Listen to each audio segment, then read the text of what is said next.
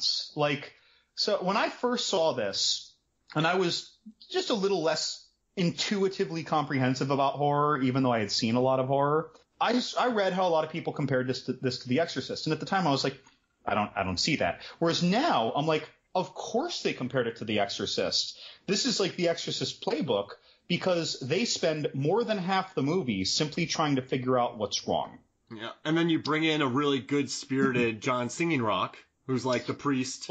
So she goes to the doctors. We have the doctors. They don't know what's going on. She goes to her ex-boyfriend psychic just because she's desperate. He then turns to who he considers to be a real psychic, and they do a seance. And then they go find this expert on Manitous, and then they go find a medicine man. I mean, this is a model that was later adopted by the Poltergeist movies. Where so much of the movie, while you get little blips, really forwarding along your knowledge of what's going on, most of it is the characters trying to figure out what is going on, how do we deal with this, who has the answers. That was more than half the movie. And then in the end, it erupts in this totally chaotic effect scheme, right? Yeah, I mean, the effect scheme, that thing blew my... But can we talk about one thing real quick before we go, is the zombie and the lizard creature. John. Oh, let's please. Wait. Actually, before we get to that, can we talk about the Alka-Seltzer? That doesn't work, right? So yeah, at some point, Tony Curtis goes in, and it's right before the shitstorm of random things happens, and he goes and he just drops some Alka-Seltzer and some water in front of a nurse, and it doesn't work. And he makes some joke about these things should come with instructions. But the fact is that they're not working. Are we to assume that the nature of the world has just begun to transform because of the presence of the Manitou? I think the Manitou's messing with him. Well, doesn't he try twice? Doesn't he go for two? And she's like, it's just not your lucky day, huh? And then he actually has another glass, and he swishes them back and forth. Like, again, it felt like a scene where the director was like, get him an Alka-Seltzer. And someone couldn't find an Alka-Seltzer, so they got one of those Body of Christ tabs, those little, bread wafers. And so when he dropped it in, it didn't fizz. And then Tony Curtis is just like ad-libbing because he doesn't know what to do because the Alka-Seltzer isn't working. Oh, wow. I mean, they didn't have the budget for real Alka-Seltzer. It almost looked like an accident. But then, now having seen this movie 3 times, I'm instead viewing, because when you first see that, that's before he turns this place into a Winter Wonderland Wampa lair. It's before you understand his ability to transform space and time. So maybe that was just a poor way of harbingering the way that the world of this building was going to change. I just think he had it out for Tony Curtis. He loses his customers. He can't have relief. Like, you're going to have a stomach ache while you deal with it. He's just trying to ruin his day. Yeah, he's having a bad... I think that's the way I interpreted it. And not like... I guess I like what you said about the world turning upside down, but I just like that the Manitou's like, you're not getting that Alka-Seltzer, Tony. I feel like what John said actually makes a lot of sense. Oh, it does. I do too. I didn't think about it that far. I only came up with that after seeing this movie thrice, though. They did not do a good job, if that's what they meant. I don't think I could do it. So the world's upside down, and all right. So this leads me to question: how powerful is the Manitou?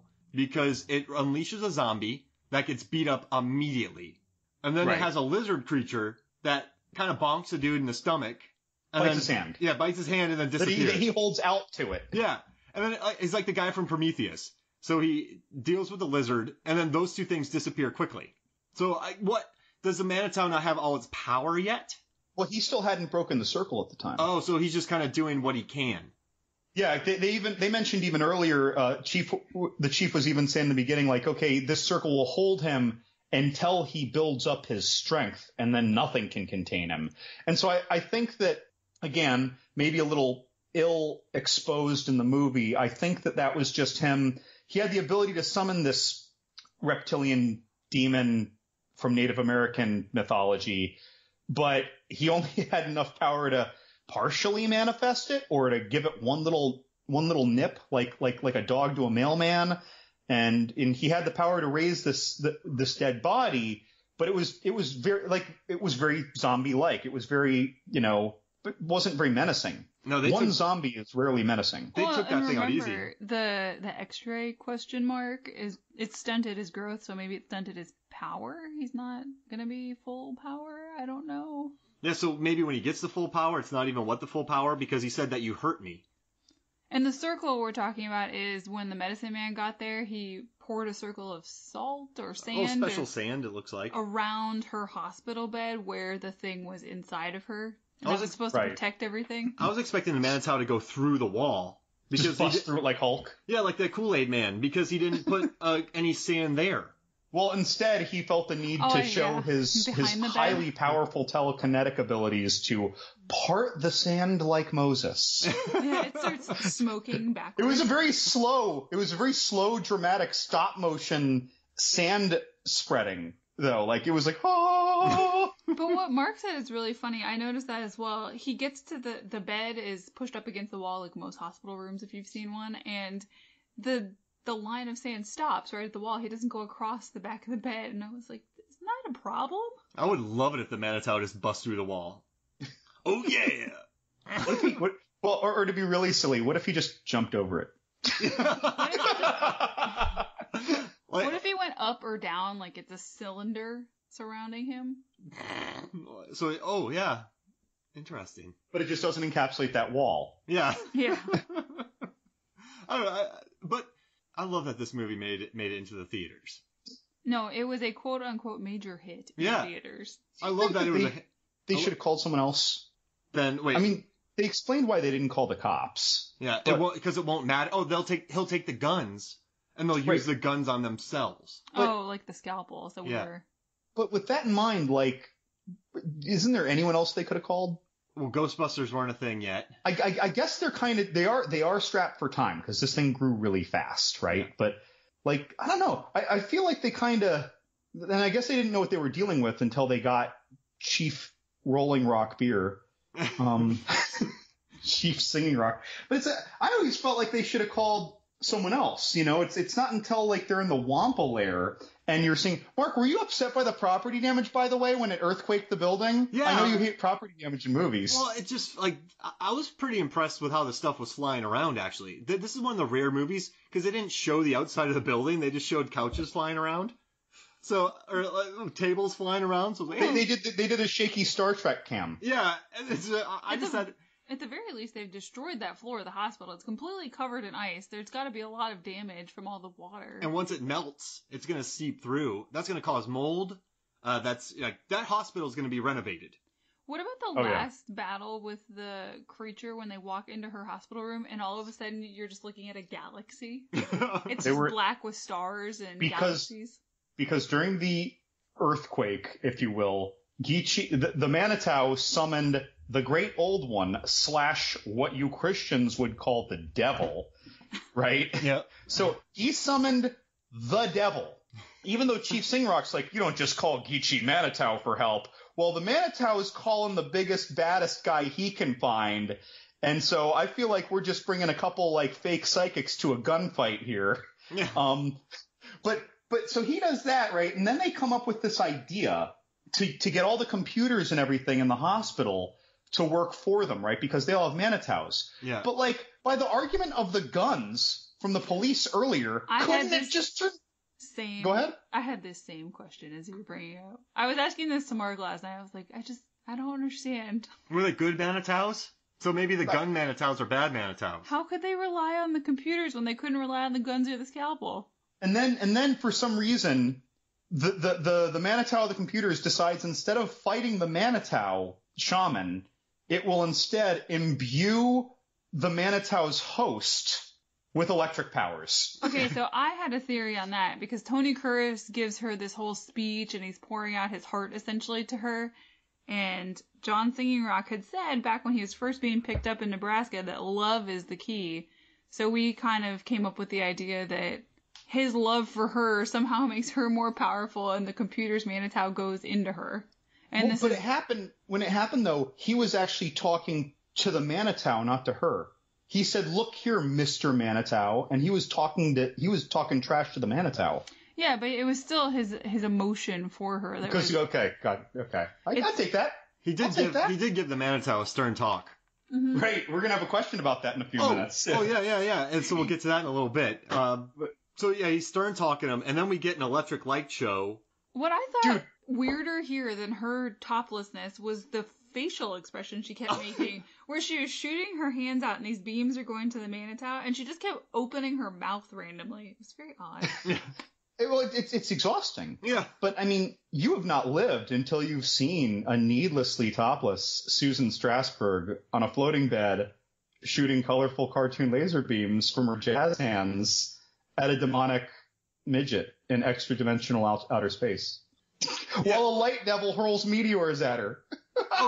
Those were meteors? Didn't they look like me? I thought they were like meteors, like rocks. Like it looked like. I think they look like rocks. Outer space. I think it was like Planet Klendathu was hurling meteors from their asteroid belt at Earth and Starship Troopers. And that's why they had such bad aim. He went full Thanos. Maybe Thanos ripped that off in the Infinity War. I like how Is it me? That devil had the worst aim ever. Worst. Well, maybe the beams of disco light deflected him. It could be that too.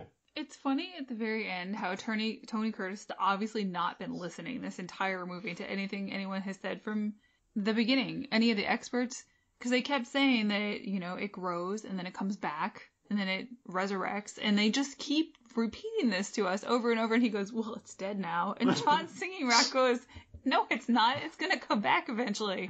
That's the whole story here. Tony Curtis was too busy thinking about his beer. He wanted to dance. Well, so that was kind of an interesting little, I don't want to call it a plot hole, but another thing that desired a little clarification, because if every Manitou was always preserved, then on a long enough timeline, the Manitou of a pebble at the beach could become Geechee Manitou power. I think it was only the medicine man Manitous that did just this. From his. But does he preserve his reincarnations? Does he just get to try again? Well, he's magical. Well, don't they get more powerful with each reincarnation? So he's going to be even more powerful in the next one. Well, I don't know if this one counted or not. Which is how you get 6 books out of this series. Yeah. Yeah, I don't know. It was very Dragon Ball Z with the power levels. He just gets more and more powerful every time. Doctor Who-ish. Yeah. The thing just keeps going. You're right, though. He had terrible aim with those asteroids. I didn't know who he was shooting those things at. Right. You wouldn't even know because it was that bad. Yeah, they were just kind of flying through the endless space that now inhabited that room. And while the lady kept opening up her mouth weirdly and this movie, I'll tell you what, though. This movie has some solid performances from John Singing Rock, and it has personality to it, which I like. This is a movie that it does not feel stock. We were talking about remakes earlier. It doesn't have... It's a movie that has personality, and that's why I liked it. Yeah, I got to come back to the breasts, though. You see a lot of her breasts for a movie that's PG. Oh, yeah. Oh, yeah. And while we're at it, even though it's very shadowy, you also see the medicine man's balls. It's an equal opportunity movie. Right. When he first hatches out and he goes from crawling, which reminded me, by the way, I think that influenced Poltergeist 2. When he regurgitated what turned out to be that demonic, partially formed man. Yeah. But either way, when he comes to his feet and gets in kind of like that meditation position, we see his balls. And I don't think that they thought to put him in underwear and then add prosthetic balls. Those were hanging balls. I'm so glad we had a weird crop on our screen because I'm pretty sure we missed that. It would have been interesting being like a special effects guy on this film during these scenes because you just got some ladies shooting laser beams. You have a naked Manitou, and you're just sitting there going, "What is this movie? What? At some point, someone calls for makeup in between her laser blast. Like, cut. We need makeup, and they're like doing her face. Like, no, get her breasts. And the makeup guy's like, why is she topless again?